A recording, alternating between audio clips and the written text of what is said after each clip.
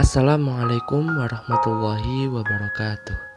Halo teman-teman, kami dari kelompok 8 KSM yang beranggotakan Ika Arifah Sotiko, Gatas Anugrah, Sakti Setiawati, Farah Edar Khairunisa, Azizah Mega Yulianti, yang akan menjelaskan tentang strategi pemecahan masalah heuristik 1 pada matematika. Langsung dimulai aja ya teman-teman. Jadi yang selanjutnya yaitu pengertian dari strategi heuristik. Sebelumnya, pengertian strategi itu sendiri secara bahasa bisa diartikan sebagai siasat, kiat, trik, atau cara. Kalau secara umum, strategi pendidikan itu bisa diartikan sebagai pola-pola umum kegiatan guru dan peserta didik dalam kegiatan belajar mengajar untuk mencapai tujuan yang telah ditentukan. Nah, kemudian pengertian heuristik itu sendiri, heuristik ini berasal dari bahasa Yunani yaitu heureskin yang berarti saya menemukan. Strategi pembelajaran ini berbasis pada pengolahan pesan, pemrosesan informasi yang dilakukan siswa sehingga memperoleh pengetahuan, keterampilan, dan nilai.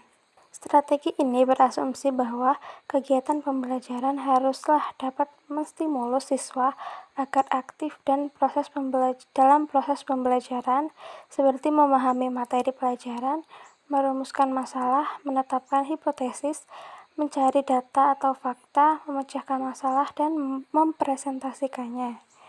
Nah, jadi dapat ditarik kesimpulan bahwa strategi heuristik ini adalah strategi pembelajaran yang lebih menekankan pada aktivitas siswa pada proses pembelajaran dalam proses berpikir intelektual siswa. Model penyelesaian masalah heuristik. Yang pertama yaitu model heuristik Wigel-Green.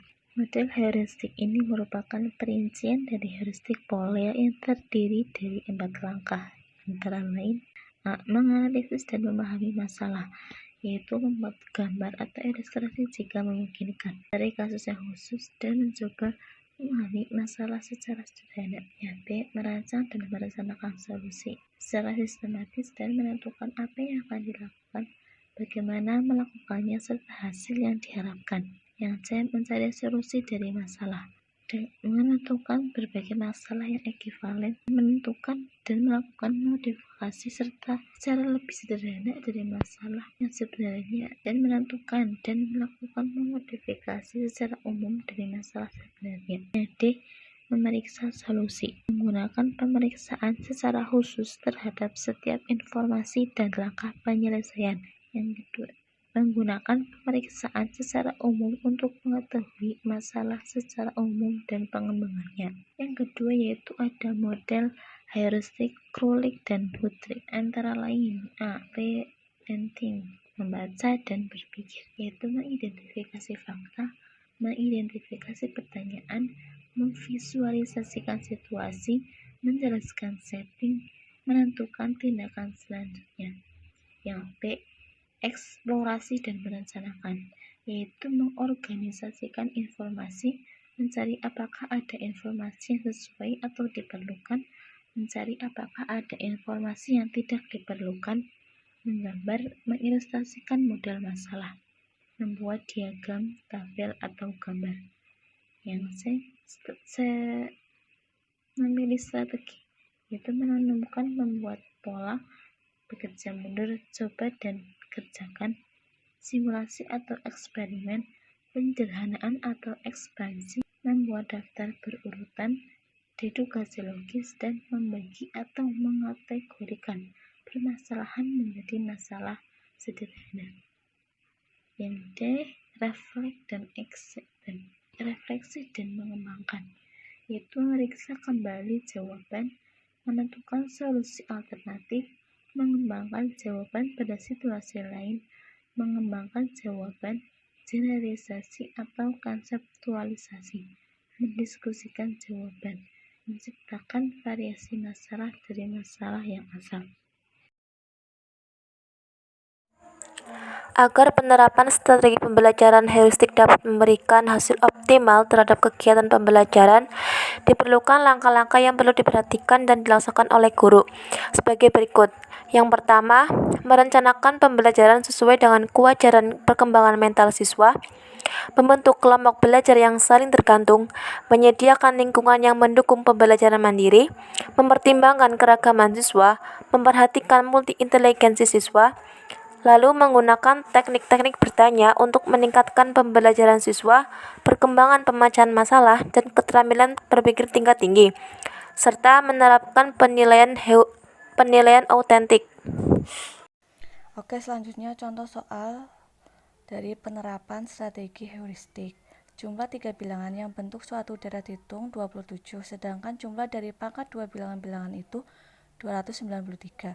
Bilangan-bilangan tersebut ialah, soal ini dapat diselesaikan dengan metode heuristik menggunakan 4 langkah. Langkah yang pertama itu analisis, untuk memperoleh gambaran lengkap dari apa yang diketahui dan dari apa yang dipermasalahkan, bahwa di soal tersebut yang diketahui jumlah 3 bilangan yang bentuk suatu deret hitung 27.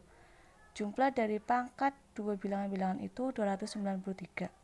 Lalu yang ditanyakan ketiga bilangan tersebut ialah, langkah yang kedua itu rencana. Misalkan U1 ditambah U2 ditambah U3 sama dengan 27. A ditambah A ditambah B kurung ditambah A ditambah 2B kurung sama dengan 27.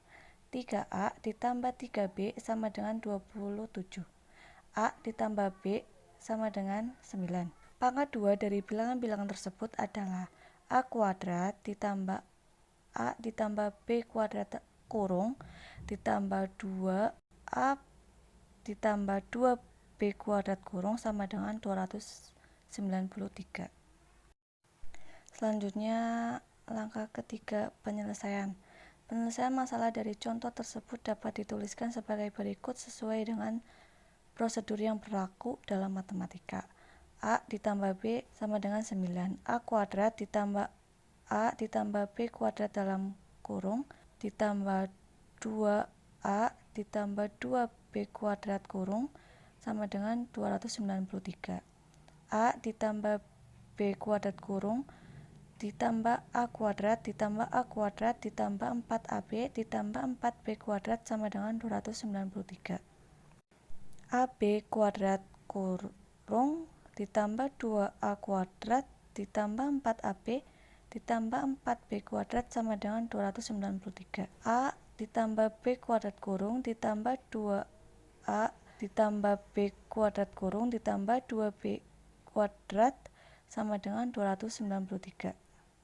9 kuadrat ditambah 2 dikali 9 kuadrat kurung ditambah 2B kuadrat sama dengan 293. 243 ditambah 2B kuadrat sama dengan 293. 2B kuadrat sama dengan 293 dikurangi 243. B kuadrat sama dengan 25. B sama dengan 5. A ditambah B sama dengan 9. A ditambah 5 sama dengan 9. A sama dengan 9 dikurangi 5. A sama dengan 4. Jadi nilai A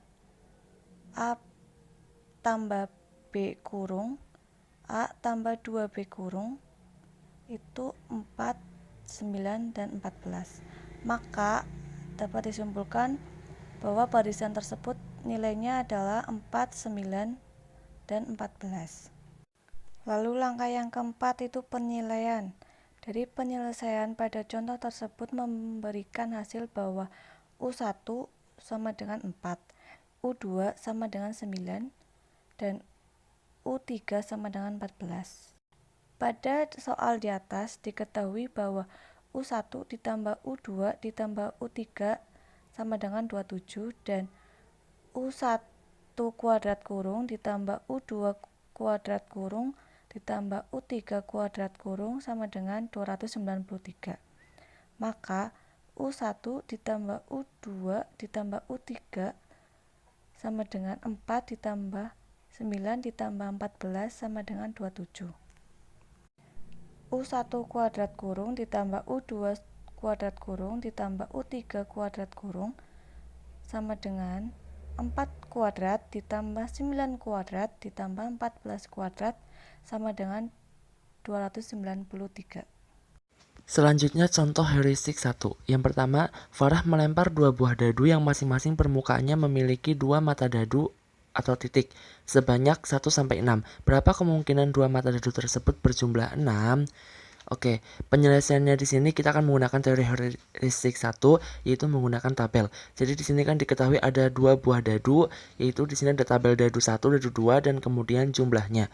Yang dadu 2 di sini kita isi mata titik dadu 1-6. Dan kemudian setelah mata dadu diisi pada kolom dadu nomor 2, kemudian kita mengisi kolom dadu 1.